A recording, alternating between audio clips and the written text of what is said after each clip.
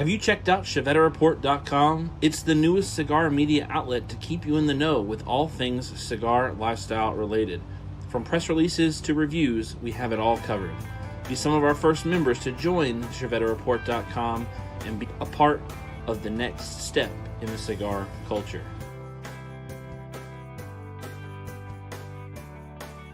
whaaaaaaaat.com.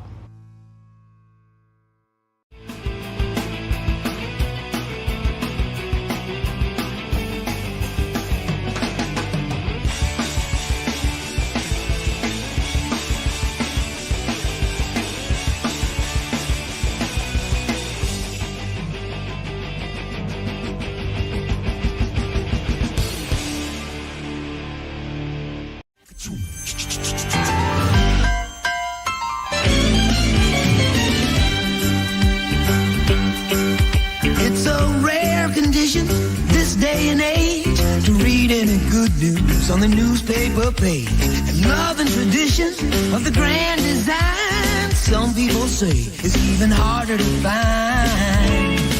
Well, then there must be some magic clue inside these gentle walls. 'Cause all I see is a tower of dreams, real love bursting out of every seam.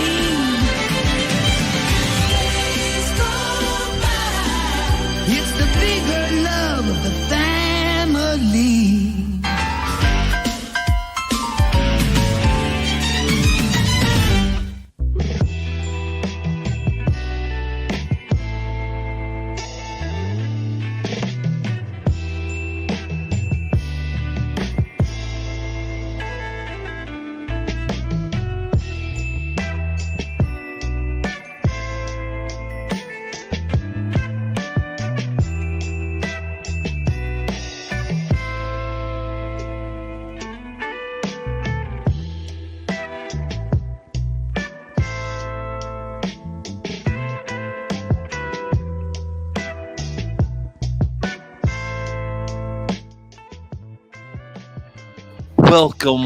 Welcome into yet another Thursday night Chief Talk here in Travelers Rest, South Carolina, the northwest corner of the state that I reside in, one of the greatest states. I love it here. It's fantastic. Only thing that can make it any more wonderful is if you were here with me. But you who are here with me in spirit and virtually, I want to say congratulations. We just hit 23 and a half minutes into the show. The streak continues. 5 episodes in. Let's see if we hit that 30 number tonight.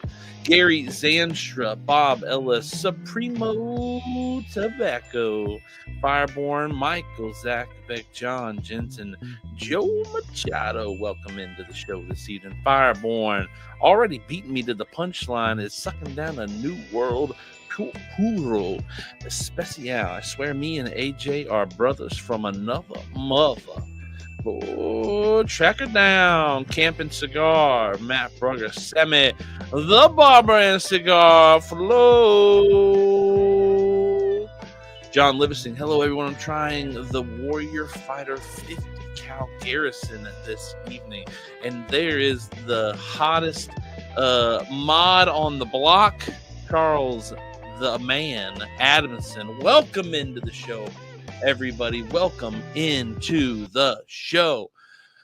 It is just me tonight. No Bob the Cigar Guy here in studio with me. He's got to take a little nappy poo. He's going to bed early tonight. He stayed around for Terrence Riley last week, and he's ducking out on us this week. So we'll have to get him back hopefully within the next couple weeks. I actually know that they mandated his days of work this weekend. Saturday and Sunday he normally has off, but he has since been mandated to work both of those days, unfortunately. So he's gonna go in his bed. His day off was today, so he's got to wake up early tomorrow for work. Next Thursday will be his last day, day 7, and then he's going into a nice 4-day weekend after that. So we might have him on stream next week. I was messing around with my camera before stream, and I feel like I completely messed around and messed it up here.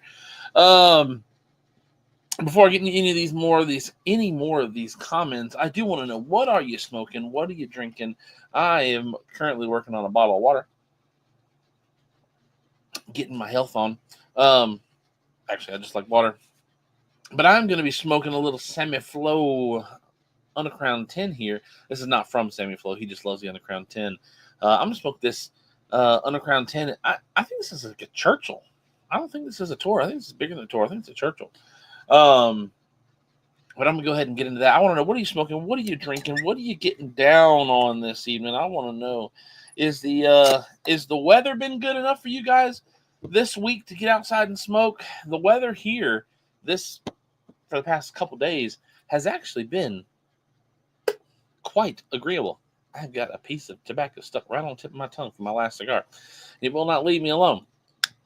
It's almost warm enough to sit out there and say, I could do a stream from outside. Almost. But I also have really comfortable chairs in here. My camera's in here. The lights are in here. I don't have to worry about all the hubbub and playing around with moving things around. So I'm going to keep my happy little behind right here in the studio. But I did get to sit with my buddy Jamie last night and smoke over at his house, and we sat outside for a good portion of the night without having to cut the patio heater on. So hopefully your weather has been nice and agreeable for you this week, being able to get outside and smoke some stogies. And if you haven't been able to get outside to smoke any stogies, I hope you've been able to find some time to smoke some stogies, either in the drive home or drive out doing errands or going to a local lounge, or maybe you got yourself a nice little spot at the house cornered off for yourself to be able to sit and smoke and just relax and have a good time. Because I don't know what I would do during these cold months if I didn't have this studio, to be honest. Because my wife would kill me for spending that amount of money at lounges. So thank you all for allowing me to live more years. I want to say a big thank you to Jamie Vaughn and myself for hitting the love button over on Facebook. Charles Adamson, Sammy Flo, Michael Zakovic for hitting the like button over on Facebook. If you are on Facebook, go over there and hit that share button for me, will you? Make sure that we get this bad boy out on the interwebs. Let's see. Matt Brugger's lighting up a soccer con. Michael Zakovic's just chilling, guardian of the farm in an old fashioned. Ooh. John Jensen's got his round one is a smoking aging room Quattro Nicaragua Sonata with a Quattro Nicaragua on deck. Ooh, dang, you got it going. Let's see. It's a Chief Puro show. That's right. Chief Puro show this evening. Sammy Flo, I knew you'd appreciate the Undercrown 10 for tonight's show. I was thinking to myself, I haven't smoked a Drew Estate cigar for the show in quite a few weeks now. I need to hop on. I feel like a lot of times I just go with Drew Estate so often. Again, actually, before we start the show, while we're talking about Drew Estate, big shout out to Drew Estate sponsoring the show every single week. Make sure that we can bring you guys the wonderful Chief Talk content that you all come here and sit and have fun, hopefully, for at least an hour a week. Have a good time. But no, I was like, I haven't given any love to Drew Estate in a couple weeks on the show. I smoked Drew Estate. I smoked a Pappy Van Winkle last night. So definitely want to take some time to smoke some Drew on the show. And I thought, why not go with the Undercrown 10? Because my boy Sammy Flo will be an Undercrown 10 aficionado. Bobella says it's about 33 and raining. Ooh, that's about as bad as it gets. Because if it's cold and it's going to be condensating from the sky, at least let it be pretty and snow, right? At least that's my motto.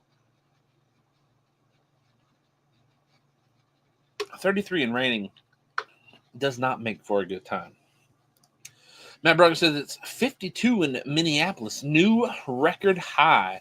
Woo! Break out the flip-flops, Matt. Gary Andrews says it's almost hit 50. We had 6. I don't know what the temperature got up to today, but I know we got up to 68 yesterday, which was nice after temperatures being between 10 and 25 for a little over a week and a half. 2 weeks ago, it was 8 degrees. Today, almost 50. Colorado be crazy. Middle 40s in West Central Illinois, better than sub-zero. Yes, it is. Finish him. 67 degrees in Orlando. Ooh, Joe got the sunscreen on out there. John Jensen, 44 degrees and raining in Independence. I think that's Missouri. Is it Missouri or is it Montana? I think it's Missouri. Missouri. John Levinson, starting with water, then an old fashioned. My man. Nothing beats an old fashioned, in my opinion, when it comes to the spirits world. Supposed to have a rainstorm all next week. My boy, Photos de Puros. Speaking of the Puros, welcome into the show. Hopefully you'll find some time to get a smoke or two in, Mike. Supposed to be mid-50s tomorrow. I'll definitely be having a stick then. Bob Ellis, you smoked a cigar and posted it over on the Discord. I think it was this week. That new cigar from West Tama Tobacco, and you said it was pretty good. I'm gonna keep my eye out for that. I know you and I usually don't like the same stuff, so I hope most of the stuff I've smoked from West Tampa has been really good. So I'm hoping to get my hands on one of those. Pop in at a lounge here soon and see if they've got them. Smoking an El Magoo Miami Art Deco edition. Ooh, look at you, Joe. Fancy. Do you smoke with your pinky out when you smoke something like that? And right on cue, as I'm saying, we don't like a lot of the same smokes. He likes the Undercrown 10. And I will say, the Undercrown 10 is a cigar that I have really enjoyed for a while now. But when it first came out, I was not big on the Undercrown 10. So it has definitely grown on me since its inception. Sammy Flo got that daily medicine with the Undercrown 10. Boy, keeps the Undercrown stock loaded. They're never going to go out of business if Sammy Flo's got an ability to smoke some cigars. Charles Adamson's got a Liga 10 and some Dalmore 12-year sherry cask. Sherry. Just got back from the gym. Boy, working on that fitness. Work on fitness. Enjoying myself some high-quality H2O. Right there. Cheers to you, Brian. Hopefully the gym was wonderful to you. Brian with the Bobby Boucher had to jump on over to YouTube. Welcome over to YouTube, Michael Zachbeck. We are so glad to have you over here. Charles Adamson, 52 in SoCal now. May be warm for some of you, but cold enough to move me into the shop. You got that thin skin and thin blood. So, and if I got a chance of sitting in the shop or sitting in 52, because it's 49 degrees outside, so it's 3 degrees difference, pretty negligible. I'm inside too, so I can't rag on you too much tonight, Charles Adamson. Matt Brugger says he loves the Undercrown 10. I'm a big fan. I still don't get the whole Mexican hot chocolate thing that first came out with this cigar. I don't think it's a thing when it comes to this cigar. I've never been able to taste it. I'm also not a reviewer, so you take my words with a grain of salt. So Bob Ellis says, yes, it was really good. Circle of Life picked it up at a lounge in St. Louis. Said they had just got them in. Yeah, they're relatively new. I know that they've been posting them over on their Instagram, so I'd been really interested to get a hold of them. So I'll see if I'm hoping to possibly get over to a lounge this weekend. Maybe just stop in real quick, say hello, grab some, familiarize my tantalizers with the row of cigars, premium cigars. Julio smoking the Belgian Blue and some Pepsi. Nice Frankie Valli impression. Yeah. Sherry, baby. Sherry,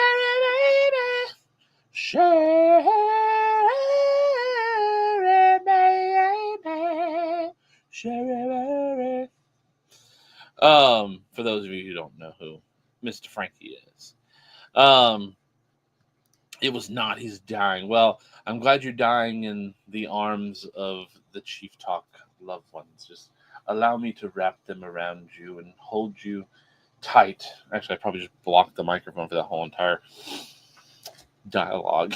Um, Monologue. Yeah, no Mexican hot, nothing. Yeah, I don't get the Mexican hot chocolate. It's a very good, high quality smoke. I like this cigar a lot. I I really do enjoy this cigar. Julio says it's an 11 out of 10. Appreciate that. Chief Unplugged, yeah, baby. You can book me at your next child's birthday party.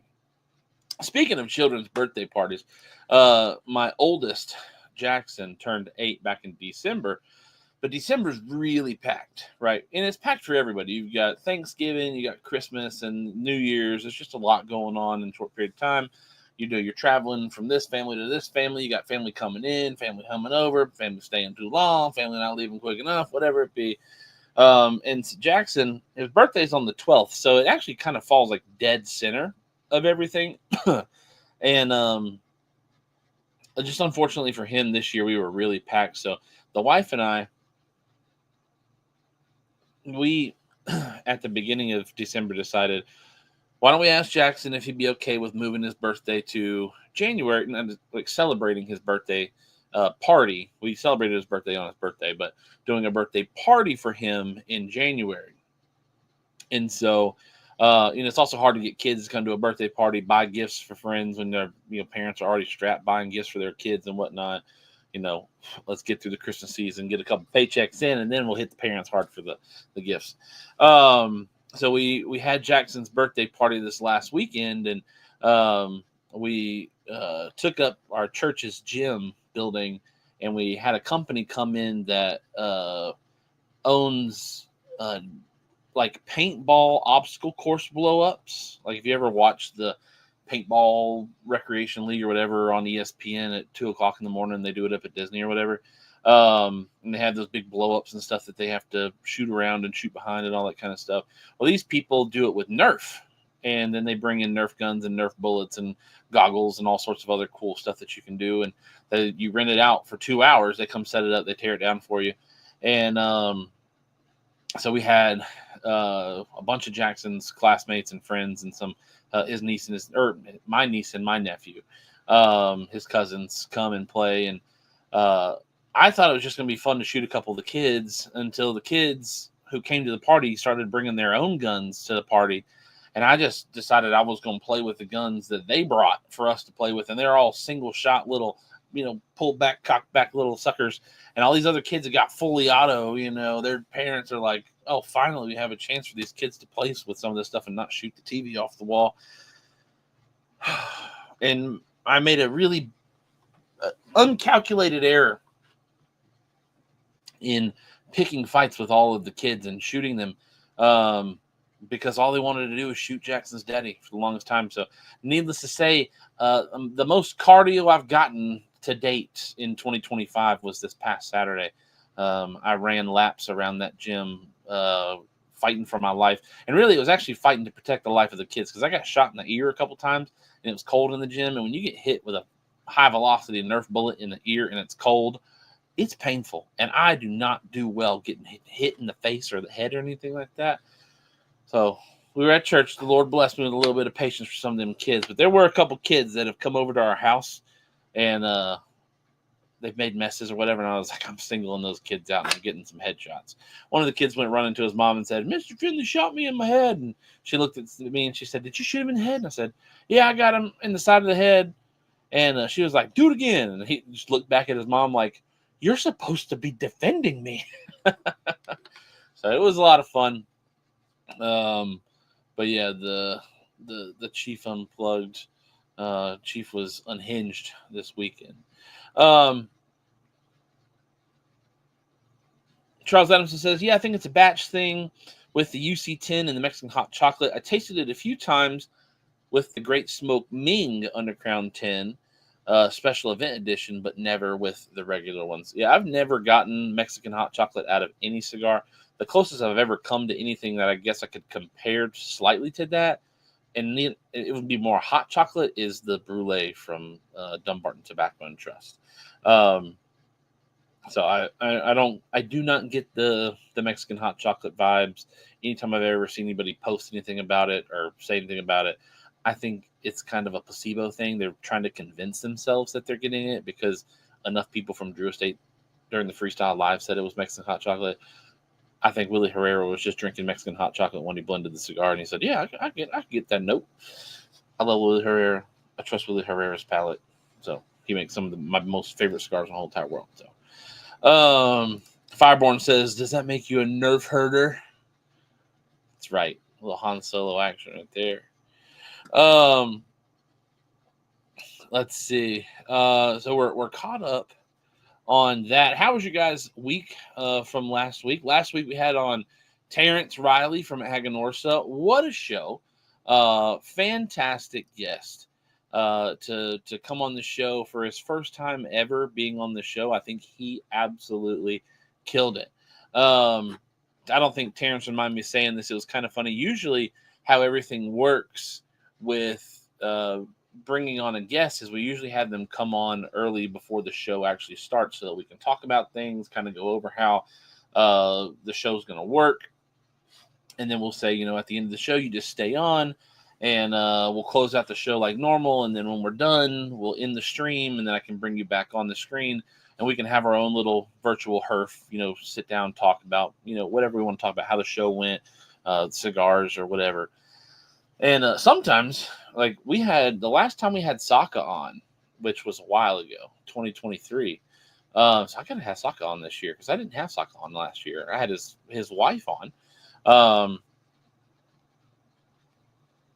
But the last time we had Steve Saka on, he ended up staying in the green room with us talking after the show for a very long time. But Terrence, his son had a soccer game or a soccer practice right before the show. So he didn't get on until like 6 minutes before the show started. So we got on to the little, hey, this is what's going to go on, kind of prepare him for it a little bit. But I didn't get to say, hey, at the end of the show, just stay on. I'll end the stream, then I'll bring you in. So Terrence, when I dropped him out, he was doing great. He was just sitting down there. I had the access to be able to see. I have little thumbnails at the bottom of my computer that show me the participants who are on the stream. And whether that's Bob the Cigar Guy, or Terrence, or whoever it be, I have the ability to say or to see those people down there. So last week, just like every week, I played my normal outro. This time there and there. Well, I always love when those things play, like when this one plays. I love watching, especially for people who've never been on the show, I love watching them watch that because what you guys see on the screen is what they see on their computer or their phone or whatever they're using to broadcast from. And it's funny to watch people giggle. You can see them. I can't hear them, but I can see them laughing or smiling or, doing a little weird face. Michael Giannini last year, he was visibly laughing as that was playing when I brought him on. So fast forward to more relevancy here. Get on with it, Chief. Quit yapping. A little cottonmouth. As the thing came on, Terrence thought that the stream was over and that was me coming back onto the stream. And so when it said, "What are you doing here?" He's like waving at the camera like, "Oh, I guess I should get out of here." So as soon as it ended, I put myself back on the stream. I was like, no, don't go anywhere. I had to bring him back on. He was like, "Man, I thought you were leaving," but he was like, "Man, you changed shirts so fast." And it reminded me of shirt change, when we used to have the old Corona sponsorship. And so he was like, "Man, you changed shirts." And so we ended up being able to chat for a little while after the stream. And but that was kind of funny. He thought that I was telling him goodbye. And I, had to, it's a Ferris Bueller's Day Off kind of sort of thing. It kind of adds a little bit of fun to the show. Christopher Powell, Dan Burns, thank you for hitting the like button. Rick Carroll, Matt Brugger, thank you for hitting the love button over on Facebook as well. And for the 17 people who are currently watching on YouTube, I'm sure you guys have smashed the like button over there. Highly appreciate it. The two of you who are over on Facebook, if you haven't liked the stream, please do. And if you haven't shared it, find somewhere to share it to. Let your auntie know that we smoking, baby. No, so Dad, he actually didn't get to come. They mandated his Saturday last week as well. So he ended up not being able to come. My sister was there and she shot some kids for a while. My wife, she after playing hostess with the mostest, she got out there a couple times and she went after Jackson, the birthday boy, pretty viciously. My mom did not get involved at all. But some of the parents of the kids, when they saw me out there running around with the kids, they decided that there was another dad who showed up who, when he saw me, his eyes lit up like, oh, we get to do this too. So I actually kind of my wife called me a youth leader, which I am a youth leader at my church. My wife was like, you just turned into like super youth leader at the birthday party because you were just directing kids like, oh, we're going to have teams and we're going to do games and these are going to be the rules and all this other stuff. And I had a whistle and all. Because for the longest time, all they were doing was just running around and shooting me. And if they weren't running around shooting me, they were just running around aimlessly shooting each other. And I was like, well, let's set up some teams and have some games. So, but no, Bob did not get to come. He wanted to come. He hated missing.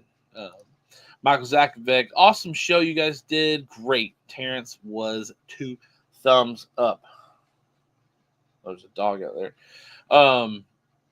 It was a great show. Terrence did fantastic, did spectacular.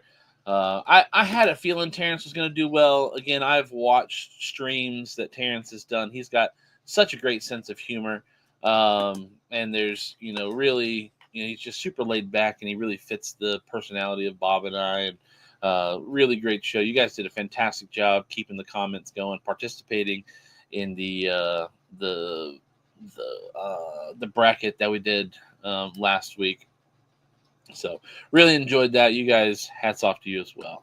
Fireborn, no wait, Chief is a scruffy looking nerf herder. I'm not scruffy looking.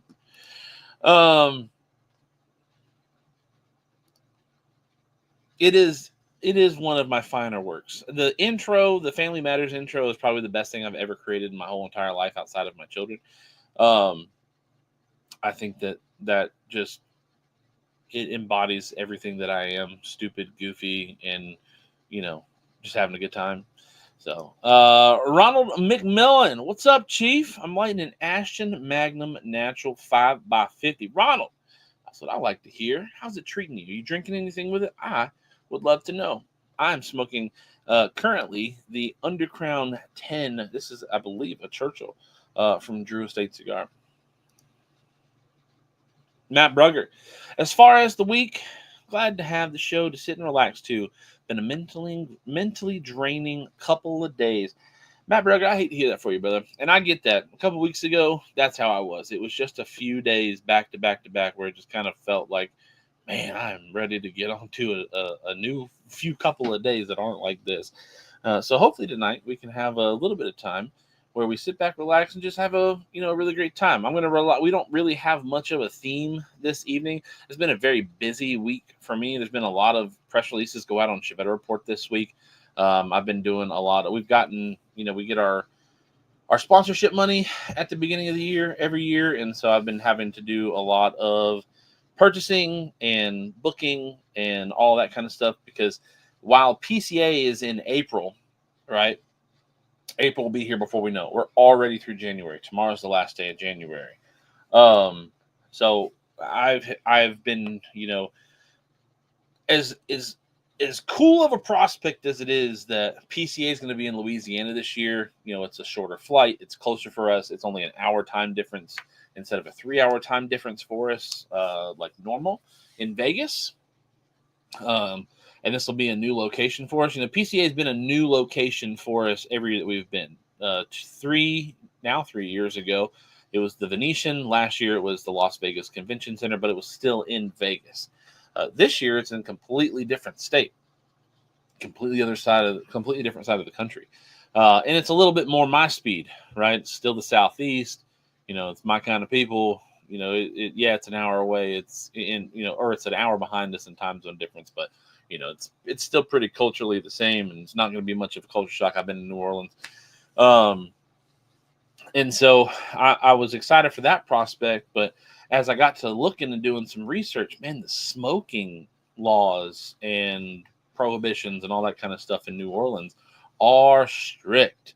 And so trying to find somewhere to stay in New Orleans where we're going to be able to do our PCA After Dark live streams, there's a small possibility that we have to find a way to do these streams where we don't smoke cigars, or find some space on the showroom floor that we can stream from, or something to that effect. It's definitely going to need some kind of workaround because of the smoking laws in New Orleans. It's not like Vegas where there's really no law when it comes to that. And, last year was the first year of doing PCA After Dark brought to you by Villiger. And we're doing it again this year. We're doing the PCA After Dark brought to you by Villiger. And I got to relight my cigar. I set it down for too long. We've got, the hope is to be able to smoke during the streams that Bob does. And so we want to be able to, have a place where we can smoke. So I've never done an Airbnb before. I'm completely new when it comes to doing anything Airbnb. I absolutely hate making phone calls or getting into email conversations with people like, hey, your Airbnb has a small backyard, because it's in New Orleans, right? It's not like, I guess we could get an Airbnb on the outskirts and, find something a little bit bigger, but have to have a longer commute. We don't want to do that. And there are some Airbnbs that have some yard type options. And so we want to be able to stream, but we're going to have to stream because it's paid content. We want to be able to smoke. I guess it's not absolutely 100% pertinent, has to happen. But, trying to find the workarounds has been a little bit of a headache. So I've been dealing with a lot of that this week. So I didn't have time to really think about what I was going to do for the show this week. But I figured, yesterday was the launch of the new Lunar New Year. You've got a bunch of cigar companies out there that are, launching some Year of the Snake cigars. Drew Estate, Placencia, I'm sure. There are a whole other set of companies who are going to be releasing those cigars as well. And then we've had press releases going out this week. We've got TPE that's going on right now. It's been going on for the past couple days. So whatever you guys want to talk about tonight, put it in chat. Let's find it. Let's figure it out. Let's talk about it. Dan Burns says, paintball or Nerf? So it was Nerf. My son's 8, and all of his friends are 7, 8, or 9. So it was Nerf, but it was the best way to describe the barriers or the obstacles that they put up in the gym for us are just like, I think they're meant for paintball. They're big blow ups. They're that hard, canvas plastic or whatever. I think they're meant for a smaller paintball course. So that's what it was. It was like a paintball course, but with Nerf guns. Mac Bergson, hey everyone. Sorry, I'm driving home from Paul's Taekwondo class. Hiya! How'd you do, Paul? I want to know. Dan Burns, have you found the H99 cigars that Bob hid? I have not looked for them. I'm sure they're right there. I can see them. They're in the bottom of the humidor.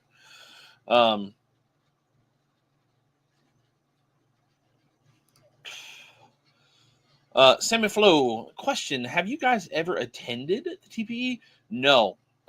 Funny enough, 2 years ago, we had, when we really were getting serious into the Bob the Cigar Guy YouTube channel and doing all the stuff with the reviews and whatnot, we wanted to find a way to get into PCA, and we just never, found a way to really get in. It's expensive, travel is expensive, and then Drew Estate reached out to us and said, hey, we would, if you guys have ever thought about doing TPE. We'd love to sponsor your content. And we were like, well, do you want to sponsor our content enough to get us out there? And they were like, look, send us a number. And if it works in our budget for you, we'll give you the budget. And so we found a number. They agreed, and they're taking us back for a third year in a row this year. So when I booked everything when I was booking everything for PCA that year, 2022, PCA was in the middle of the summer, and normally PCA wasn't, or I guess, I don't know, whatever it was, TPE, I had in my brain TPE while I was doing PCA stuff. So I registered us for TPE. I was about to book a hotel. I was about to book our flights. And I was like, hey, I thought all this stuff was supposed to be in the summer, but everything says it's in February or March or whatever it was. And Dad was like, yeah, it is. I was like, well, I just got all of our registration stuff, and they said they'll see us soon for TPE. And he was like, TPE? We're not going to TPE. We're going to PCA. It's like, oh, so I did register us for TPE. I could have almost bought us flights and a hotel for TPE as well without us going. But no, we've never been to TPE. I don't know. We may go to TPE in the future. We would have to, again, just like we do for PCA, we would need to find a way to make that happen. Our Bob Cigar Guy's vacation days are limited, right? He doesn't want to throw all of his vacation days at just cigar content stuff. We'd love to make this a full-time job, but we got to get a whole lot more sponsors to be able to do that. So right now, the goal is the deal is we're not doing TPE. Maybe in the future we'll do TPE if we can find a way to make it work financially. We do TPE, but PCA is the one to go to. That is the full cigar trade show, not the mixed trade show with TPE. Albeit, it looks like there are people having a great time at TPE. So, Sammy Flo says, so today's theme is let's help Chief find a place to sleep and smoke in New Orleans. The speedball blowups. That's probably the actual factual correct name for it. Thank you, Brian. Hey, Chief, what are your cigar travel recommendations? I'm doing Pro Cigar in a couple weeks, and I've never traveled for a cigar fest before. Thanks. Pro Cigar is in the Dominican Republic, right? DEA Exotics, welcome to the show. No worries. You're not late. You're right on time, right when you were supposed to be here. Fireborn, when it comes to my cigar travel recommendations, I guess it really, definitely check in on the local laws of what you're able to bring into the country. When we went to Nicaragua in 2020, goodness, I can't believe we're coming up on 5 years of that trip now. When we went to Nicaragua in 2020, we did not take a check bag. We just took carry-ons. We took book bags and carry-on bags down, and we ended up taking our cigars with us. We knew we were going to have cigars there with Drew Estate, but we didn't know what the situation was going to be like on the way to Drew Estate or on the way back, or did we want to smoke all of the cigars that Drew Estate gave us.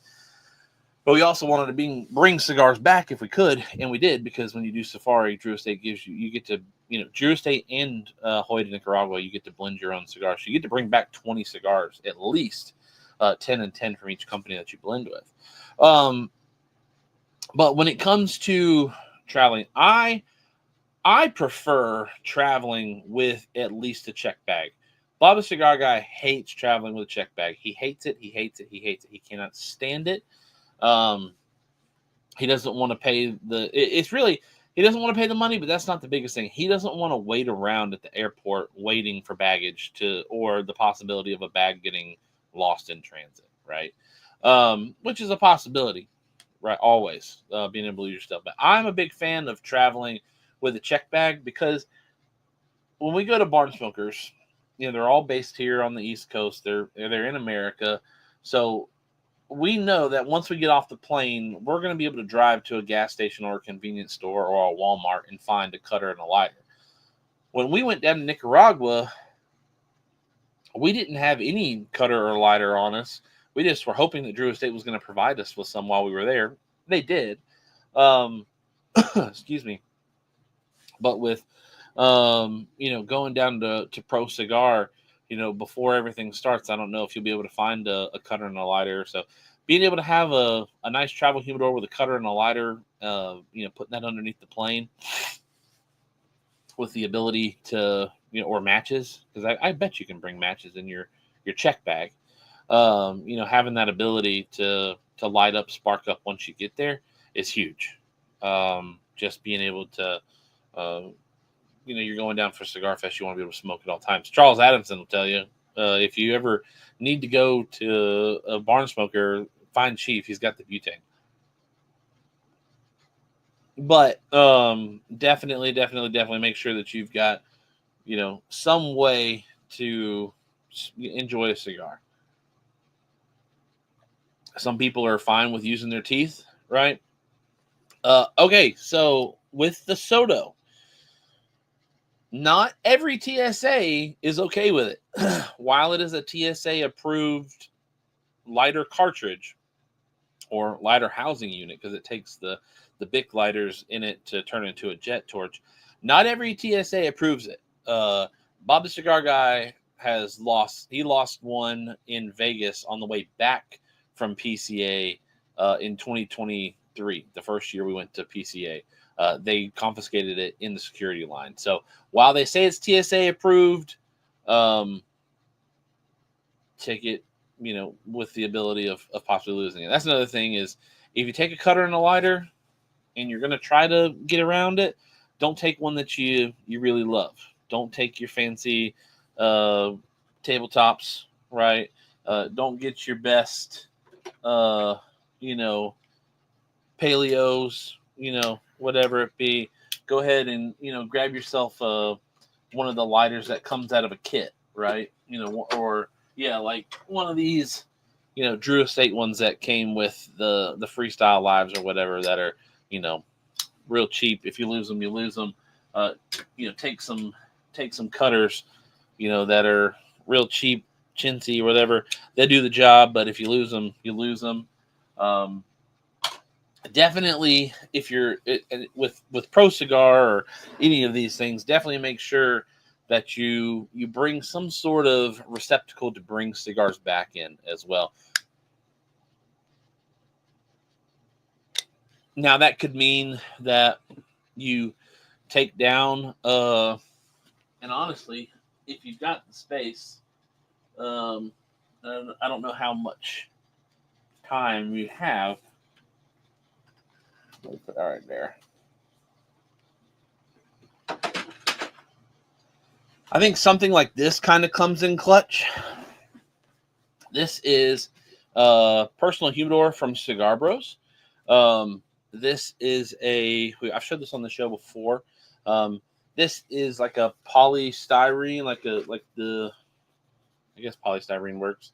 Kind of like coolers that you get from the gas station or on the top shelves in the refrigerator aisles at grocery stores. This is built robust to be a cigar humidor, and it has a Boveda well inside of it to take the Boveda packs, and it comes with that big Boveda pack in there. They're super strong, man. I mean, obviously you're not gonna step in the middle of it and try to hold all of your body weight in there, but this is fantastic for throwing your cigars in there, packing them nice and neat. The lid, while it doesn't have like a locking mechanism or anything, when it slides on, it's on there really well. This is the 20 count. It's still wrapped up, so I'm not using it currently right now. But my 5 count holds 6 cigars. My 10 count holds 13 cigars. So I'm betting this 20 count could get you anywhere from 25 to 30, especially if you're getting a bunch of Robustos or something like that. But getting a humidor that, this doesn't take up a whole terrible bunch of space. And then if you've got to push down some folded clothes on top of it, that's a way to go. It's also super lightweight. So it's not adding in a big clunky plastic thing in there that they're like, oh, what is this? And you're adding a couple extra pounds, onto your packs or whatever. I am the butane source. I am Captain Butane. Free swag, single jet. I drain it, put it in check bag, then buy butane on the destination if I can't find cheap. Yeah, that's definitely the way to go. If taking cutters and lighters, man, take ones that you are happy to lose. And I have no problem with the gas station ST DuPont. That's just the old gas station Bic lighter that you get at the counter. You can light if you can light a cigar off of the barrel of a hot M16 or a coal out of a fire, you can do it with a Bic lighter.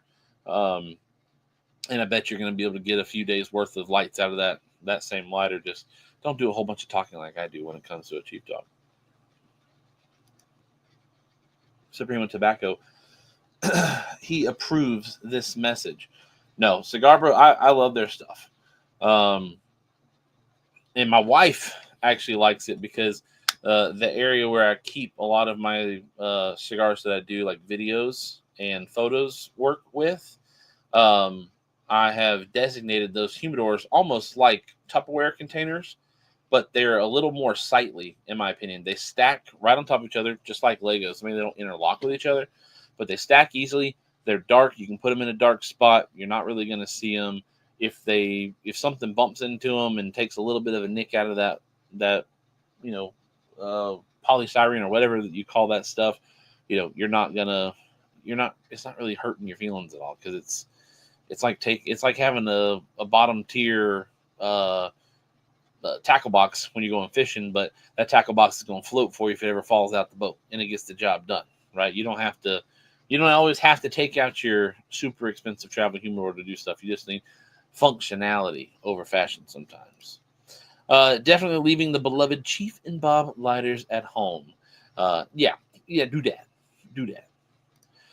Most space efficient is the Target or Walmart plastic shoebox with Ziploc bags inside.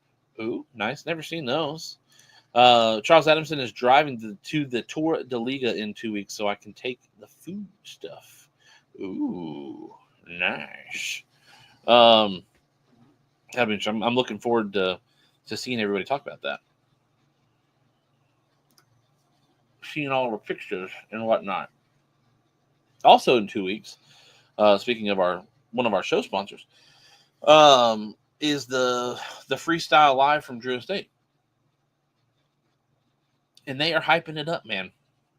So I'm excited and looking forward to seeing what's going on. I have no prior information about anything when it comes to what's going on with the Freestyle Live. I'm going to be just as shocked as you unless I find something out in the next 2 weeks. I don't think I will, but I'm looking forward to seeing what Drew Estate's got to drop this year, because they're at TPE right now, but I don't think they've dropped anything new other than their Year of the Snake, but that's not an American release. So, glad that took care of your question. Definitely, all of the regular travel stuff. Take 2 extra pairs of underwear than you expect to need, and blah blah blah blah blah. But the biggest thing for cigar smoking needs,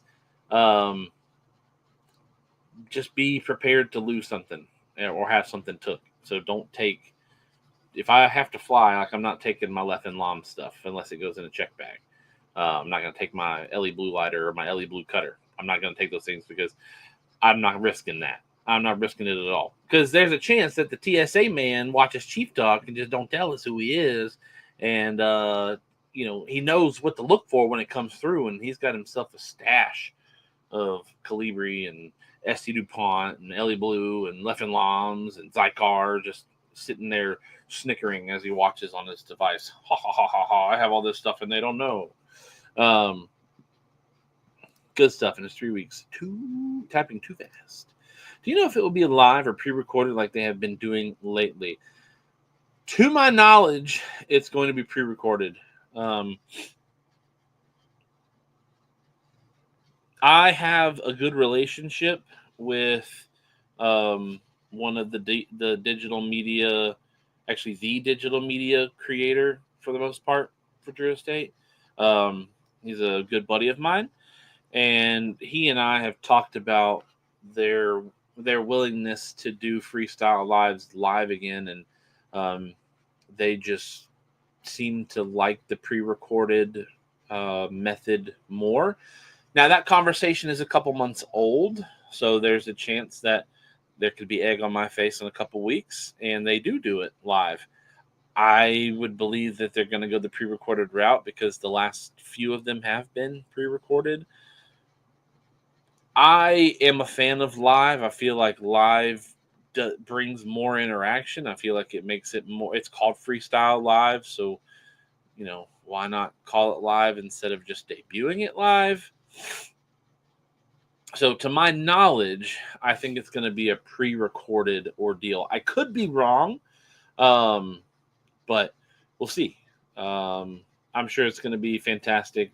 Everything that they're dropping, I do get the thought process behind doing it pre-recorded, because then they can edit it in a way that you can't edit live, right? You can't be on your, if you're not on your P's and Q's and you say something you shouldn't have said, the internet's forever. So if you can do it and then edit it and make it how you want it to be and then debut it live, then that's a win-win situation. It just kind of takes a little bit of the, I don't know. There's a special, and I don't just say this because I'm a live streamer. Well, I'm not a live streamer. I'm a guy who does a live stream once a week. There's a difference to me when it comes to live streams when you do them live and it's pre-recorded. We've done one pre-recorded live, and that was with Willie Herrera 2 years ago when we brought him on. That was a pre-recorded show, and that just happened to be because that was the only time that he had. We will make here at Chief Talk, we will make that concession if we need to. If our guests just, they can't be on at that time slot and they can only be on at a certain time, we will shoot the review, and I will record it through the software, and then I can debut it live at a certain point in time. And we've done that once, and it was with Willie Herrera, and that was a great show. It's fun that, while that show is going on live, I can actually read the comments and I can respond back to the comments while the show's going on. It's a little bit confusing. It's like, well, how is he talking to me and responding to the comments? It's a pre-recorded show.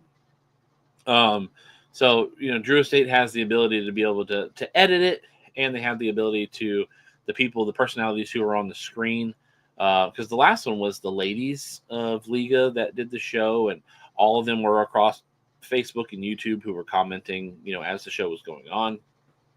So that's kind of a fun aspect, but I do prefer and see the value of a live production instead of an edited production. It just seems a little bit more real to me when it's live, because you do have to be on your P's and Q's. You don't, get to rely on, oops, I shouldn't have said that. I kind of take pride in the fact that I'll bring a guest on or have people on or however the show goes, and I conduct it in a way that flows really well in a live manner. Not that Drew Estate can't do that, or anybody who does pre-recorded lives doesn't do that. I'm saying I take pride in it. So I prefer to do it the live route. So Jack Heyer, now with Camacho, formerly of Drew Estate, he really did a number at Drew Estate when it was a live show. He was a great MC. He was a great host. He did a fantastic job directing the whole entire thing and making sure it went down, doing the Frankie Drinks, show during the week. Jack Heyer just did a great job with that. And I still love watching the freestyle lives. I love being able to catch them because usually they come on right before Chief Talk, so I'll get a little bit of time to watch them. And then sometimes they don't do it on Thursdays. I wish they weren't anywhere close to Thursdays because I'm sponsored by them. But I do, whether it's live or pre-recorded, I'm there for the content, or I'm there for them because they're my family. I've got a really good relationship with everybody who's on those streams, and they support us so much. I'm gonna support them. We're gonna talk about it as much as we can. So, Satan Flow agrees with me. I enjoy it when they are live. Yeah, I think it's just I think it's more real. But that's just me. That's my opinion. because freestyle live is shorter than freestyle pre-recorded or for later playback. That is true. That doesn't that doesn't have quite the ring to it. We don't call this Chief Talk Live, just for that caveat reason. Again, we've only done a pre-recorded show once, so that just happened to be because of time constraints. There's a chance it could happen again. No, I've been told when talking to the people at JC Newman, they would love for Drew Newman to come on, but Drew Newman can't be on that late when our show is, but they'd love to do a pre-recorded show. So I've been in talks with them before about having him on to do a pre-recorded show. I just have to make sure that if Bob the Cigar Guy is going to be available to do the show, it's a time that works for him as well, because we both have to basically come to the studio and pretend like we're doing a regular live stream. And then, do it with our guest, whether it be Drew Newman or whoever it be, and sometimes people are way overseas and the only time they might be nighttime for them, but 8:15 p.m. on a Thursday is like 4:30 or 4:15 a.m. for them. So I'm a fan of it. As long as they keep doing it, that's my thing. I love, like I talked about, like I ended the show last week talking to Terrence about, the Aganorsa Agalites Facebook group. I love when cigar companies find ways to give back and interact with the people they're selling to, the clientele. Because to me, that makes it seem a little more personal. We're not here just to take your money. We actually want to have some way to give you something back as well. And not in just the sense of, well, we're providing you with cigars that you can go buy at your expense. I'm a fan of them saying, no, we want to be able to give you some fun, dope content to sit back and watch. Like an earlier comment said, it's been a rough week. I'm coming here just to hang out and have fun. And hopefully this, kind of takes the edge off of the past few days. Same thing with the Freestyle Live. Being able to see some of those personalities come alive on the shows and just seeing them kick back, relax, and have a good time. It's like chicken noodle soup over the digital wave. It's good for the soul. And you just get to sit back and smoke a cigar pack or cigar, and roll up with your favorite Drew Estate cigar and talk about it in the comments. And you guys have conversations in the comments with each other all the time. Comments aren't rolling super fast right now, but that's just how it is tonight. Don't have too much of a topic. We're going to roll as much as we roll, but, comments, you guys have created. I love seeing this week that two Chief Talkers were on Facebook gifting each other cigars. I love that. I feel somewhat responsible for that because it was a conversation that I saw in the comments on a Chief Talk video one night a couple weeks ago. And then lo and behold, there's a package that shows up at somebody's door, and it's like, man, now that is what I'm talking about. That's what I want Chief Talk to be. I want this community to be, is a bunch of people who want to come together and hang out and be with one another in friendship. So, let's see. Well, the next one is Wednesday, I believe. So that works for you or for your show schedule, and to talk about it. Yeah. I probably should look up that date and maybe reach out to somebody at Drew Estate and see if I can get an emergency. Hey, come on the show next week. Let's talk about some stuff. Talk about Drew Estate and what do you want to talk about? What can you give us a little hints towards about Freestyle Live?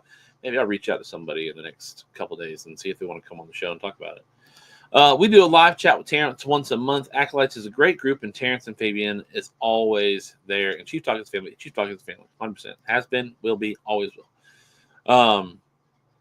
And that's why I'm super glad that we're partnered with Aganorsa for this year. We didn't talk about it last week. I know Bob the Cigar Guy has done a review this month already for Aganorsa, but Aganorsa is going, they are now a sponsor of the show. They have bought into the Chief Talk family, or to the Bob the Cigar Guy family, because they're not sponsoring Chief Talk. I wish they would have. And maybe they will. Maybe last week was a good enough show that they sit there and say, you know what, maybe next year we do sponsor Chief Talk. So, I want to continue to keep bringing them on the show to kind of keep that as a little, forefront of the mind. Hey, Chief Talk, let's kick a little money that way, right? Because while the show is free, we still have, there's lights in here and stuff to be able to do.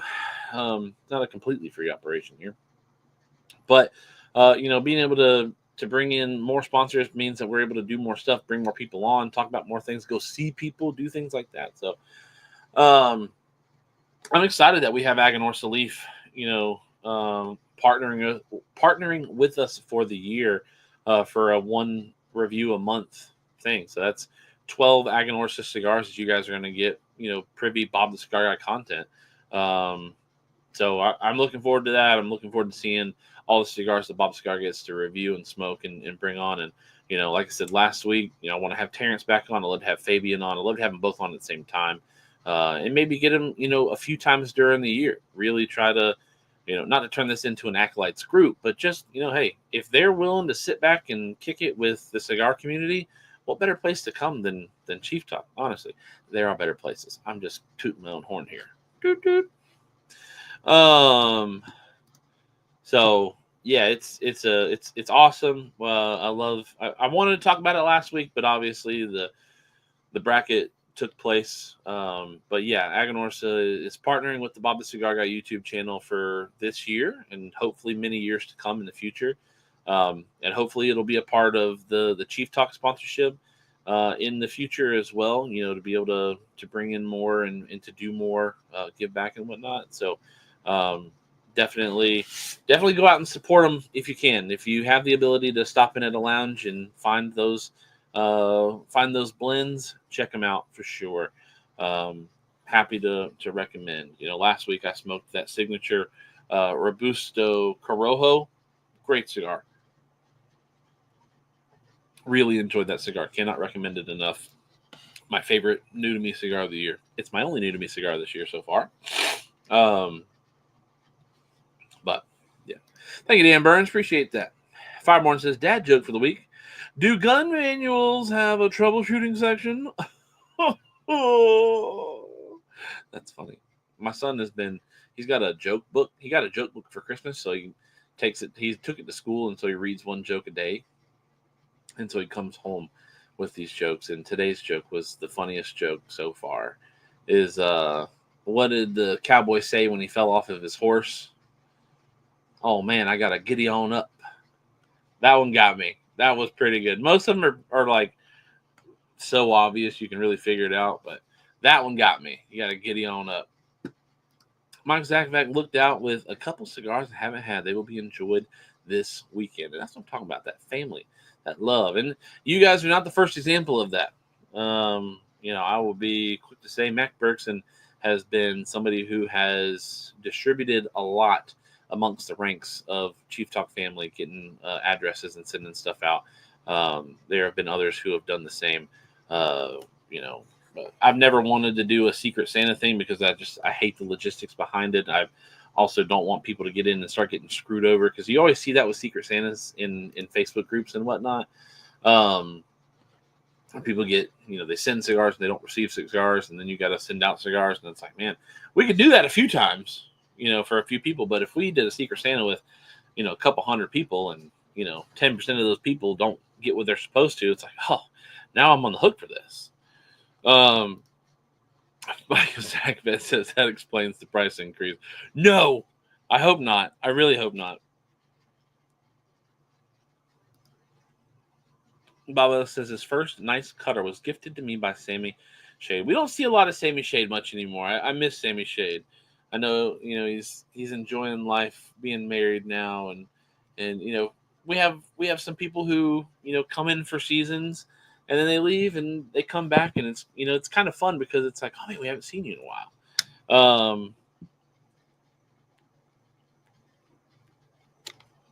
And then we have OGs who have been here for a really long time and continue to come.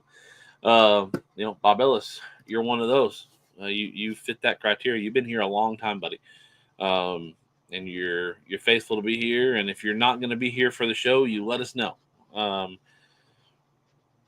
So definitely appreciate the ones who have been here for years. Appreciate the ones who have been coming, every week for a more recent time. Dan Burns, Fireborn, Sammy Flo, Michael Zakovec. You guys are killing it. You guys are really the sole comment section going on over here. Sammy Flo, I feel bad for you over on Facebook all by yourself, but So he had to quit smoking cigars to qualify for his health insurance. I think he just never got back into the community, and that's a huge bummer. When you have stuff like that, it definitely does affect, and sometimes it's easier to stay away from things if you distance yourself from things that could, it wouldn't be fun if I can't smoke cigars and I sit here and hang out with everybody who are smoking cigars and talking about cigars. It's just gonna make me want to smoke cigars more often. So, he's come back a few times since leaving. And again, like I said, I always love seeing him pop back in here. Miss Sherry, she pops in from time to time. The winning Giannis brothers, they're a lot of the Shadow Smoker Legion. They were hot and heavy here for a while. They're all kind of gone, and I love seeing them pop in from time to time though.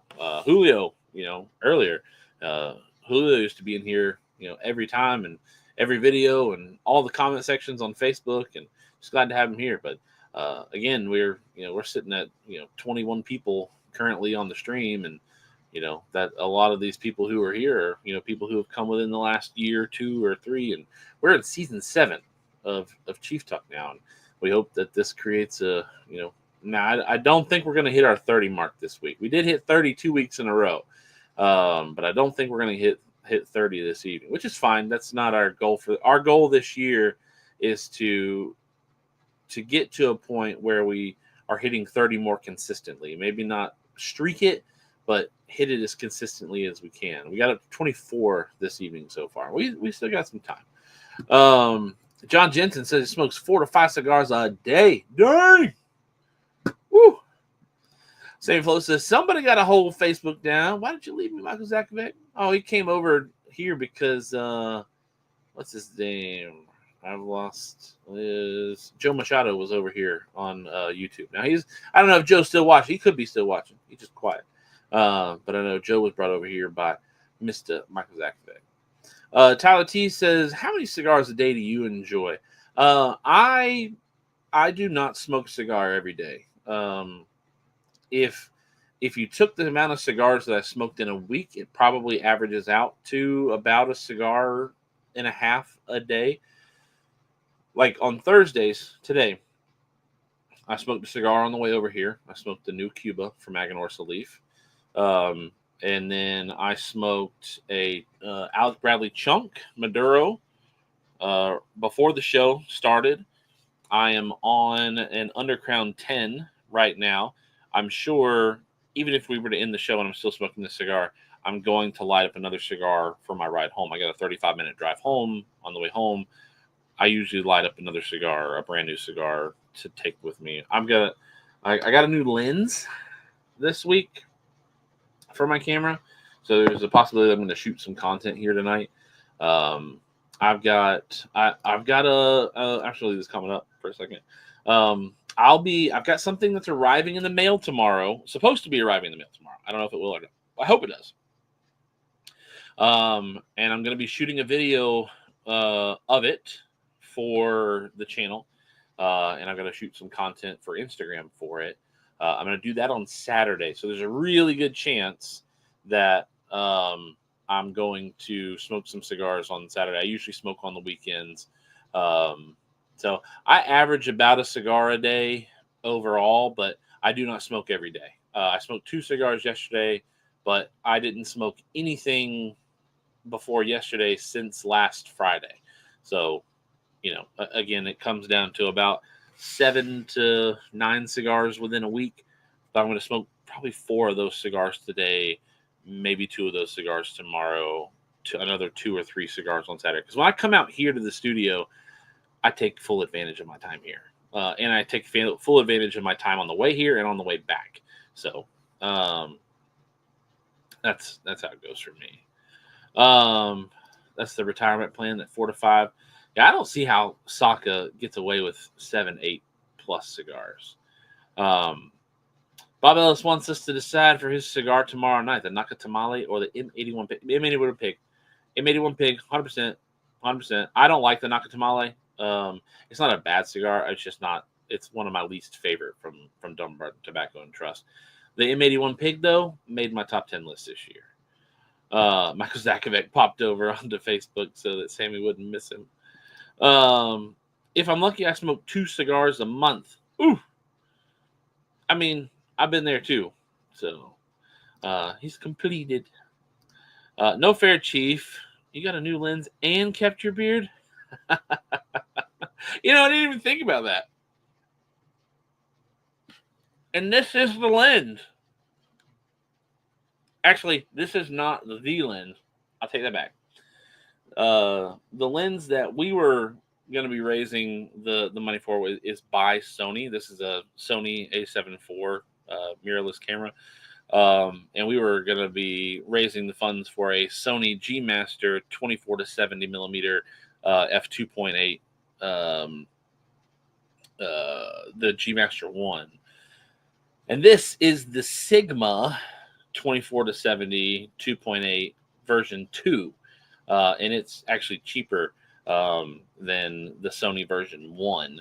And it's perfect for absolutely everything I need to do with my cigar photography, videography, and photography in the future. So if you're in the Greenville area and you need some headshots or you want to take your family out of some waterfalls, hit up your boy. I'll come shoot you for a low nominal fee.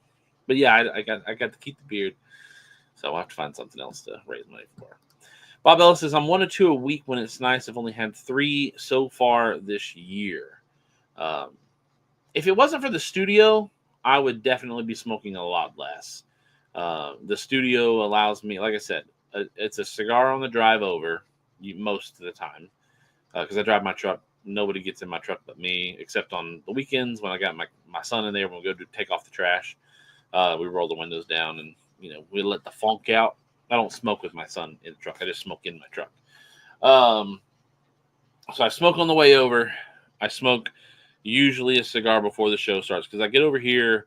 My wife is a school teacher. She'll get off of work. She gets home about 4 o'clock. I turn around, get out the door. I'm usually over at my mom and dad's house property by 4:40, 4:50, 5-ish o'clock. And so I've got 3 hours of time in between when I get here and when the show's got to start.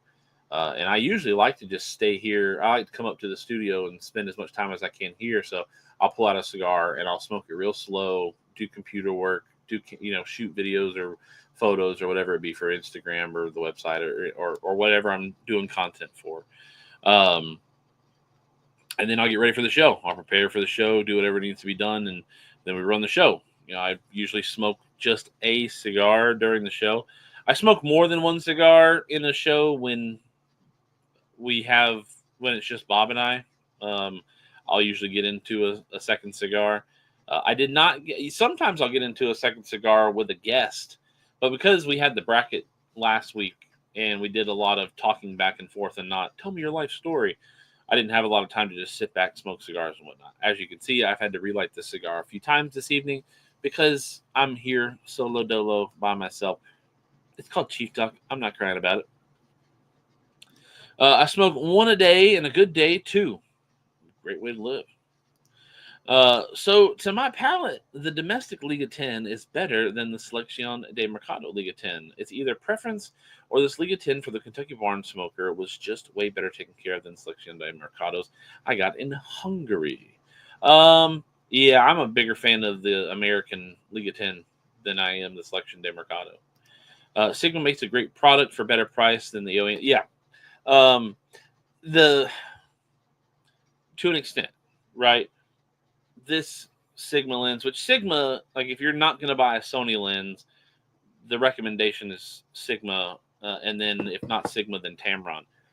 So I don't have a problem going with Sigma. Like when Bob and I were talking about lens, he was like, "Well, you're going to buy an aftermarket lens. Isn't that a bad idea?" I was like, "No, like Sigma's legit. It's a little heavier than the 24 to 70 by the G Master or the G Master 2. It's a little bit longer, which doesn't bother me. But the biggest difference for the Sony is more for like really quick action, so sports or motor sports or equestrian stuff or whatnot, where you got a lot of dirt kicking up or whatnot, and you're trying to or something's moving really fast. The autofocus on those is a lot more pristine than what the autofocus is on the Sigma. But I don't have that need at all for what I do. And I would rather spend, this lens, was $1,100.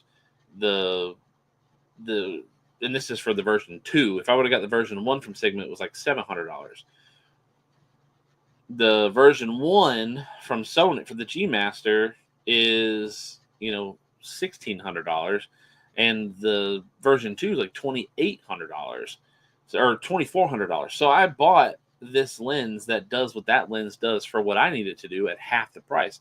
So I could go spend that other money on something else for my camera, a monitor, a light, a flash, or bigger battery system, or turn it into a cinema rig or whatnot. So it was a no-brainer, for me at all. Chief, do I take Rocky Patel cigar business payment? Absolutely not. My wife helped set up my heated garage lounge for the winter. She's a keeper. Heck yeah, man, that's awesome. I went through a box of the original M81, so I'm pretty sure I'll like the Pig. I'm not a big fan of the M81. No surprise there. I've talked about it plenty of times. I'm not a big fan of any of the Blackened, the M81 or the S84. Not a big fan of either one. But the M81 Pig, I got them right here, actually. I love these things. Made my top cigars of last year. Fantastic cigar. Really love that cigar. And I love the Pig Vitola a lot too. So it's like a double win for me. Colorado be stupid cold. So I have a smoking tent with a space heater in my garage, and I'm still wearing full Carhartt. Yeah, that's what I'm talking about. Look, I will never, ever take for granted a studio space. I had, the days of the balcony, which few who are here remember that in person. Those were some dark days, very cold days, and very hot days as well. So the fact that we have a studio that's heated and air conditioned and insulated, and has everything that we need in it is a fantastic, wonderful, awesome blessing and opportunity. So I will never ever take this space for granted. It might not be as big as I want it to be. We built it thinking it was going to be way bigger, space, and we quickly realized how small it was. It's still way big enough for me to say I'm never complaining about it at all. One of the most beautiful states, Colorado. I'd love to go to Colorado. I like the Pig better too. Probably means Bob won't like it. That's what I was thinking. Because I like it, he's not going to like it. We'll see. It is funny. I'm not a big fan of the Nakatamale, so that means you're probably definitely going to like it. So maybe you just do the anti-Chief thing and go with the dilemma of cigars that we do and don't like together, and maybe you'll end up liking the Nakatamale better. But hey, hopefully you get a chance to smoke them, relatively close to each other, and be able to say next week, hey, I had both of them, and you know what, I actually like both of them. Or, you know what, Chief, I think you're right. The Nakatamale is not that great. And it's not that I don't like the Nakatamale. It's just, it's not my wheelhouse, which sounds like blasphemy for me, because I do love Dumbarton Tobacco and Trust so much. I think Steve Saka blends directly for me to enjoy cigars. The Nakatamale and the Pulpetta are just not it for me. Lived here my whole life and ready for a beautifully warm state. Well, go to one that doesn't have a lot of humidity, because I guarantee you don't want that. I love the Bewitched. Bewitched was great. I really enjoyed the Bewitched.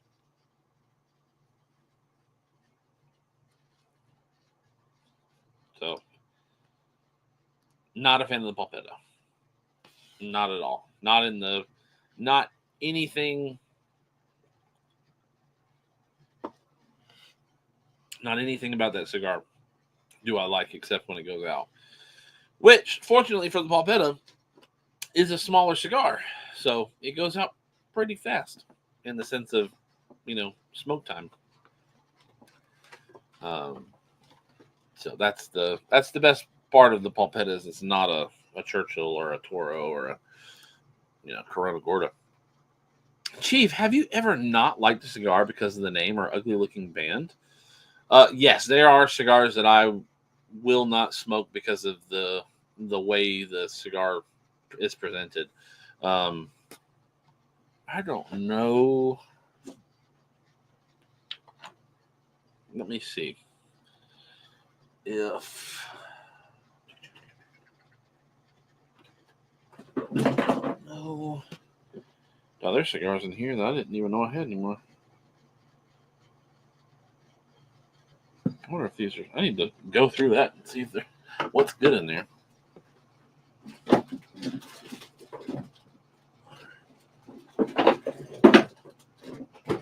Sorry, I've got my gadgets and gizmo aplenty down here.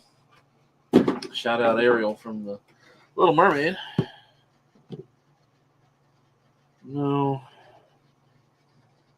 I'm looking for an old school humidor that I used to have. Actually, I don't know if I have it anymore. To be honest, it's not down there. What are those cigars? It's not there. Oh, I didn't know I had that. Huh, I need to do a better job, like coming to my desk and seeing what I have in here. It's not down there, so I don't know where that humidor is anymore. But I used to have this humidor Tupperware container full. Actually, what I'm going to do is I'm going to play one of my my sponsor banners, and hold on, let me come take this comment back off, and I'll be right back.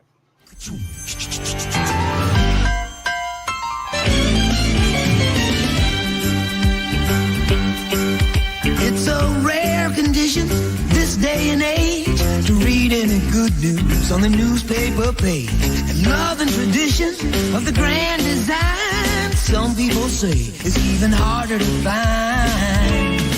Well, then there must be some magic clue inside these gentle walls. 'Cause all I see is a tower of dreams, real love bursting out of every seam.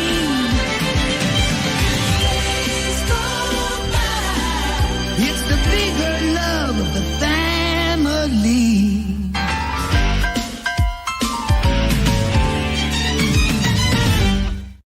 I could not find it. Let's see. Pull this comment back up. I could not find the traveling humidor. I don't know what I did with it. Maybe it's at my house, for all goodness sakes. But it was this cigar company, and I don't even remember the name of the company. They sent us a whole bunch of them, but they did like these floral decorations of like 4 or 5 or 6 different kind of wrappers on the cigar, and made like camo patterns and all this other stuff. And I just thought it was the goofiest looking, dumbest looking thing. I will never smoke that cigar. And then there are some cigars. I'm not gonna drop this brand's name because I would never. I think they make some really good cigars, but their band. I don't want to call them a joke cigar company because they're a real legit cigar company. They've been at PCA. We interviewed them. While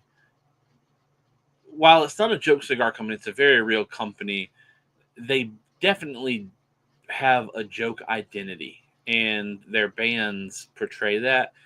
And I think they just kind of look a little too, just, I don't know, not professional.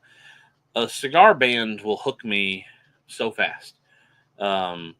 It could be a cigar that I'm just not a big fan of at all. But if the cigar band is beautiful, I'll give it another shot just because I think it's a well presented platform. So, yes, there have been cigars that I could probably enjoy, but I have never given them a shot because of their presentation. Love Dunbarton Tobacco and Trust, but I can honestly say the Bagashi was one of my least favorite cigars of all time. Wow. Only reason I finished it was due to the price. I don't dislike the Wagashi, but the Wagashi is on my it's more mid to mid low on my list. It doesn't get anywhere near the top for me. Again, not saying it's a bad cigar. I don't think I don't think Steve Stockham makes a bad cigar. Even the cigars that I don't really enjoy from him, they're still good cigars. What's going on, Brian? How you doing this evening? What you smoking? What you drinking? Fireborn cigar bands are just marketing. I'll try any cigar that I get in the festival grab bag and then decide if I like the cigar. Hey, and I'm for that. Again, it's more of a you eat with your eyes before anything else. If they could bring you out the world's best steak, but if it looks like a cow's rear end, you're probably not going to enjoy that steak if it had been cut up and presented and done the right way, as much as you could have, because your eye kind of sets the tone. So for me, I'm not a big fan of the gimmicky cigars and the gimmicky marketing strategies and all that kind of stuff. I'm more of a take some time, develop a band, and maybe I'll be happier to post that cigar. I'd actually just prefer that cigar have no band on it, because I don't mind smoking unbanded cigars. I don't this Undercrown 10 doesn't have a band on it. Like, it doesn't hurt my feelings to smoke a cigar that's unbanded. Romacraft has a lot of cigars that are like that, and you guys know me, I love Romacraft. I wonder if I got a bad one. It had some weird taste I just couldn't get past. Maybe it was ammonia. The only El Septimo I ever liked was a plain banded one in the Great Smoke grab bag. Now, that's an example of a company who goes above and beyond with their artwork in a sense of making them pretty, and they're still not great cigars. But people are going to be more willing to try those. I think people are more willing to try those cigars because they come across as ultra premium or highbrow or whatever because of the band work. El Septimo cigars are booty juice. The band work, great advertising. What's up with El Septimo? They shouldn't be that bad. I don't know. I think it's probably a mix of I don't like the way the guy carries himself. He carries himself in a sense like, because it's not like El Septimo has been, a huge premium cigar market contender for decades, like actual premium cigar market contenders have been. But he carries himself, and the people that work alongside of him carry themselves as if they are God's gift to the cigar world, and they're not. They're really bad, and maybe that affects the smoking point for me. I gave them a shot 4 times in a row with 4 different cigars, and all 4 of them were stinkers. Mac Bergson, hey everyone, busy couple days over here. Mac, glad to have you back. How was Taekwondo? I've had several, and none of them are good. Maybe I do expect more because of the good bands. They're subpar, man. Again, I would rather an unbanded cigar and it smoke, and it'd be a good cigar than a cigar that looks like it's going to smoke good, but it's not. It's just doo-doo. Mac Bergson, unapologetically a Bob Cigar Guy fan. Glad to have you, Bob. Or Mac. You might be Bob. Maybe Bob has created a Mac account. Maybe you are just the same person. Dad.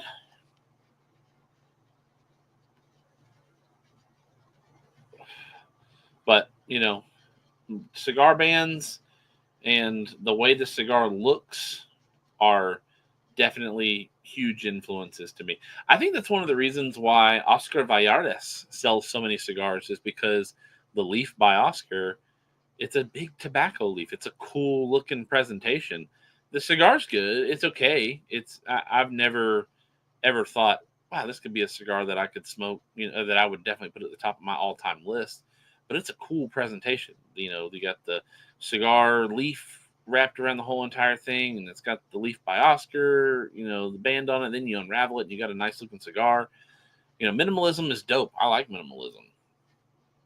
Um, let's see. Good to have you back, Mac. I should be so lucky. Superfly. I do like Superfly. And the Wild Hunter is really good too. I am not casting any shade on Oscar Vallartas. El Septimo, sure. Oscar Vallartas, no way. I like Oscar's stuff. I'm not a big fan of the 2012 series is probably my favorite from him. Um, but the Leaf by Oscar, I think it's more of a. I don't want to call it a gimmick cigar. It's very unusual, to have the packaging of cigar be a cigar leaf instead of cellophane. Right. Fireborn says, "I am Bob the Cigar Guy." Wild Hunter is really good for the price. I like Wild Hunter a lot. That's really cool band artwork. The orange hunter vibe on it with the camo and whatnot. I actually really liked that cigar when it came out. I haven't had one in a while, but that's a really good cigar. Chief's favorite band is the King's Gold. Aventuro's got some good bands. I will not lie. The metal bands are definitely a thing. When it comes to band work, my father does a really good job with their bands. I really like my father's band artwork, but Alec Bradley with that Safekeepings last year, that might be my favorite band of all time right now. I really, and they did a great job with the Kintsugi band. They did a great job with the Gatekeeper band. The Chunk band is actually a nice band as well. Alec Bradley, they've done a really good job with their band design. Aganorsa Leafs got some really cool stuff, with the extra elements they put.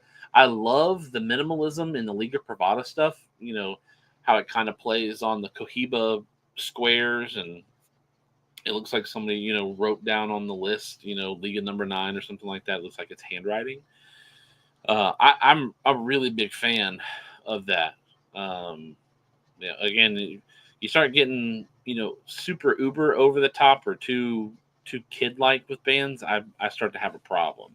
I don't think Pravada Cigar Club has ever put out a band that I'm like, yeah, there we go. Let's talk about that. Roma Craft has got some nice band artwork. Now, they have the worst bands in the history of cigar companies. The fact that you can't get a single Roma Craft band to come off without ripping it or damaging the cigar is the worst. But the double bands with the Whiskey Rebellion and Temperance or Volstead, it's just text and color. I think they do a really good job. It's a minimalistic kind of sort of thing that I'm a big fan of. Screw Magic Toast. New World are beautiful bands. Yes. AJ has got some nice bands as well. The Artesano del Tobacco, El Pupo, is a really nice band. I'm not a big fan of the Jester band. I've never been a fan of clowns. I'm not scared of clowns. I just don't get the whole cult following of clowns and jesters and stuff, so I don't really care for that one. But the El Pulpo band, ooh, mint. But I do like a cigar that's got multiple bands. JC Newman with the Angel Cuesta, it's got 3 different bands on it. Love it. Think it's dope. One of the things I'm not a super huge fan of that Aganorsa is a big purveyor of are these sleeves. Now, this one has been worked to where, because usually they put the band over the sleeve. The cigar that I smoked last week, the signature Corojo, the sleeve was taped on to the bottom band. And I was actually, while Terrence was talking, I was over here fighting, trying to get it off. Drew Estate has a Tabac Vitola that has that same wax paper or whatever, and you cannot get it off unless you rip the band. And it's like, man, this kind of sucks. I wanted to keep the band on here for a photo, but I want to smoke the dang thing. I don't want to have to, Chinese crayon unravel this thing up. So, you definitely, I'm not a big fan of those. Aganorsa, if I had one critique, get rid of these, please. And anybody who has those, please get rid of them. Get rid of them. The El Pupo cigar, fantastic cigar. Love it. Artisanal del Tobacco, killing it. I hope they're at PCA this year. I cannot wait to see those guys. I read the fine print on the Liga 10, made exclusively for the boss, for El Jefe. Hecho a mano exclusivamente for the head honcho. Big pain with their cigars. Yeah. Yes, it's a Lonsdale. Yeah. It has that wax on it. The cedar wrap, I don't mind because I've never had a cigar that has a cedar sleeve on it where the cedar sleeve didn't slide off flawlessly, effortlessly. I think that has to do with you can't wrench down on the cedar sleeve as tight as you can with this wax paper or whatever it is. I think this wax paper you can really get down on it tighter, and the tape, it just sticks really well on there. And they do it for the entirety of the seam, and you can't just pick at the tape, right? Because it just comes off in little bitty slivers. You have to find a way to get the whole thing off. And with the tobacco I was talking about, you literally have to either rip the band off, or you have to start at the bottom and you just have to swirl around it the whole entire way, or risk getting a pocket knife or a razor blade and cutting down the back of it and splitting your wrapper. And that's no fun. I don't think you should have to fight a cigar to be able to light a cigar. Ooh, yeah, boy, coming up with the t-shirt. Shouldn't have to fight a cigar to light a cigar. Those are nice to light your cigar. That's it. I've never used, like, seriously, the cedar sleeve as a cedar spill. I've used cedar spills in the past, but I've never taken the cedar off of Sin Compromiso and turned it into a cedar spill for the cigar. I've never done that. All makers should use the soft gum glue with those loose tab for easy removal. I hate breaking the wrapper to get the band off. Yeah, some cigars, bands will slide off, like this Undercrown 10 band. This is a double. It's a double band, right? This is a band on top of a band. It slid right off the top of the cigar when I was talking about being an unbanded cigar.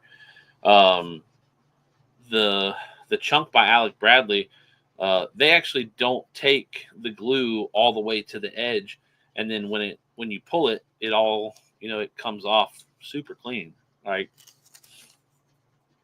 that to me is evidence of good band practice, good band application.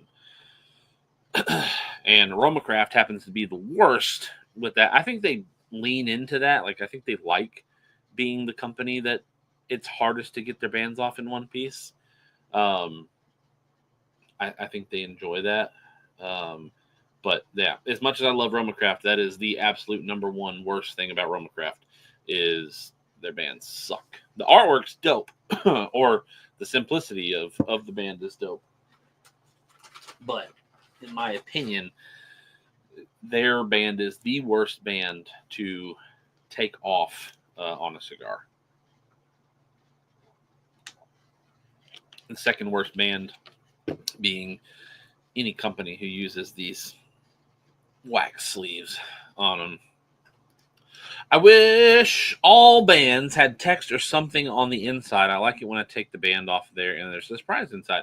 Yeah, that's kind of cool. There, Hoy de Nicaragua does that really well with the Cinco de Cinco. What did I do? Because I think, what did I do with it? I think the Underground 10 band does that, right? There's text on the inside of that one. Of course, I've tossed it somewhere. I don't know what I did with that band. I just had it in my hands. Anyways. But yeah, no, that's a cool little feature. When they add, like, there's little Easter eggs inside of the band work. That should be a show topic, Chief. Battle of the Cigar Bands. Dojo did that a couple years ago. So I think it's probably lived its life long enough for me to be able to bring that back. That would be cool to do a show where we get a whole bunch of companies and rate their companies off of single cigars and whether or not their bands are. Maybe I should do a band pool every week, and then at the end of the year, we find out which, who had the best band pool of the year. Maybe I'll start that next week. Not a bad idea, Fireborn. UC10 has a story inside. I thought that was correct. Drew State does do it. They don't do it with every one of them. There's not stories on the inside of the Liga band. The UC10 one, if I remember correctly, actually talks about the decade of dedication. I cannot believe I lost that dang man. I don't know how I lost it. It was my ashtray is literally right here, and I just put it somewhere that's not my ashtray for like the first time in forever. Frozen reference.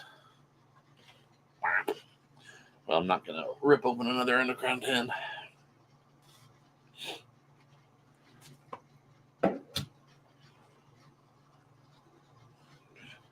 But no, that's definitely a cool thing about cigars.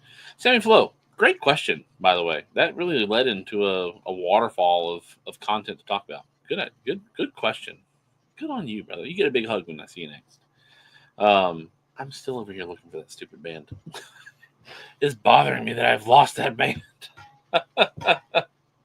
When the show ends, I'm just gonna be over here for an hour looking for that stupid band. Or actually, what'll happen is as soon as the show's over, it's just going to magically pop up and be like, here I was this whole entire time.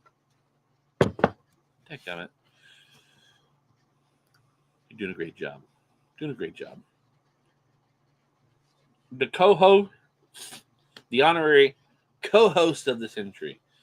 Now I want to, when the weather gets warmer, I don't want to make Sammy a co-host when it's cold outside. So when it gets a little warmer up north, I'm gonna have Sammy back on this year. Probably fell down on my feet. There's a good chance. I might have even tossed it down there by muscle memory. I've got a small wastebasket down here that I'll toss paper stuff in or the cellophanes into. The one I always think is funny is the Caldwell one, the Caldwell One Night Stand band. I don't think I've seen that one. I was gifted a cigar. I don't know if it's by Caldwell or not, but it literally had Brian Suprema Tobacco. What is that cigar? You're the one who sent it to me. What is the name of that cigar? It has the little blue character on it. I'm not gonna say the name of it, but if you're still watching, Brian Suprema Tobacco, I don't know if you are. The correspondent on location. It just has a nightstand on the lamp on it, but it's the subtle imagery behind it, right? Brian is not here because he would have put it up there. I can't remember the name of that cigar. I haven't smoked it just because of how elite the joke is on the band. I'll have to send it on the Discord when I remember to find the cigar and take a picture of it. It's at my house in the humidor. I'll have to drag that back out and send it over to the Discord for everybody who's over there to see it. But we are here at 10 o'clock. I actually did not expect to make it to 10 o'clock this evening. I thought with Bob the Cigar Guy checking out early on us, we were actually going to be about an hour-long show this evening. But you guys have done a fantastic job of carrying the show. Here I am still looking for this band. That's not it either. You guys did a great job. Sammy Flo, thank you for the last 20 minutes of conversation. That was a great topic. But throughout the whole entire show, super interesting. I did title tonight's show Year of the What? I decided not to talk about it tonight because Bob's not here, and it's actually Bob's baby, so I'm going to let him be the one to talk about it. But if he's on next week, it'll be a nice little thing come out for you guys to be able to get your hands on. I'm kind of excited about it, but it is Bob the Cigar Guy's baby. So that's because you are great, Chief. Bob just drags the show. He does, man. Keeps the man down. But again, thank you all for hanging out with me tonight. It's been a fantastic show. Come over here. Thank the show sponsors for making sure that we have Chief Talk every single week for you guys. of the year. We did hit our 20 mark. We got 24 this evening, so we have a 2 marker. We're not going to count a streak for this year for 30. We're just going to see how many 30 shows we can get this year. We did have 2 back-to-back 30 shows for the last 2 weeks. We got 24, so we're still at that magic, keeping the 20 streak alive 5 weeks in a row. So thank you all for hanging out with us again. Thank you, Drew Estate, Quality Importers, making sure that the show is available to you all. Hopefully your weekend is full of cigar smoke, full of fun pairings and all of the sorts. Hopefully your weather is agreeable with you guys. And if you don't have good weather, hopefully you find somewhere good to smoke. And if you can't, just turn the bathroom fan on, tell your wife you're in there doing an experiment, and smoke quick. So again, thank you all for hanging out with us. Make sure that you check out some Drew Estate when you happen to pop into a local humidor or source wherever you source from, and support them for supporting us. And again, see you next week. Have fun, and later. Love you. Mean it. Bye-bye.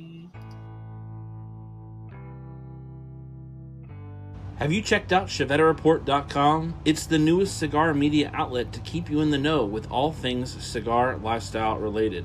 From press releases to reviews, we have it all covered.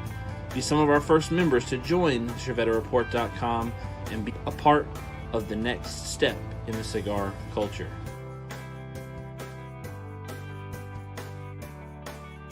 whaaaaaaaat.com.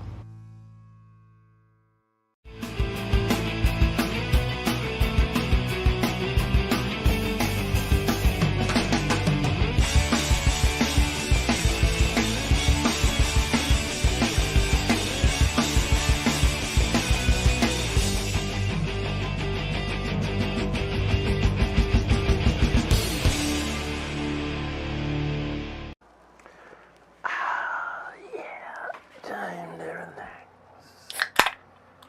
Whew, man, I'm beat. Whew.